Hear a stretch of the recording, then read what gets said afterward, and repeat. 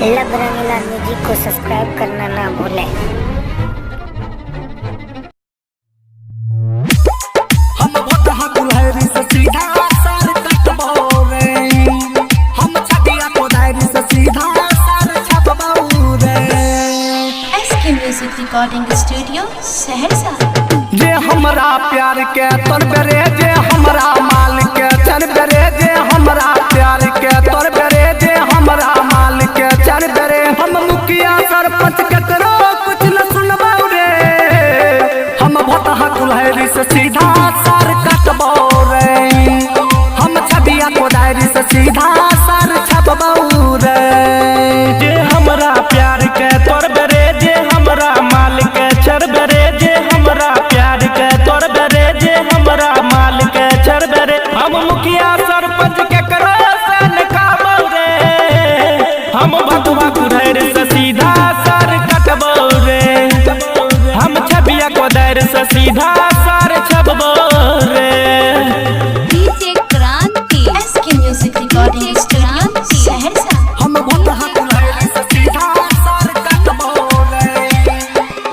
बचपन के प्यार री है, मन री है गान रे, करब बियाह हमरा छै मान रे, हमरा छै मान रे। बचपन के प्यार री है, मन री है गान रे, करब बियाह हमर छै मान रे। हम ज्यादा नहीं समझैबो रे, गलती करतब देखैबो रे, हम ज्यादा नहीं समझैबो रे, गलती करतब देखैबो रे। हम पीछा ककरो डर से नहीं हटबो रे, हम भटहा कुल्हरी से सीधा सार कटबो रे, हम छतिया कोदारी से सीधा सार छपबो रे। DJ Kranti SK music recording studio Saharsa. हम भटहा कुल्हरी से सीधा सार कटबो रे। करबे लड़ाई तू चल फरियाई ले, जितबे तू हमरा से सोच हटाई ले, सोच हटाई ले। करबे लड़ाई तू चल फरियाई ले, जितबे तू हमरा से सोच हटाई ले।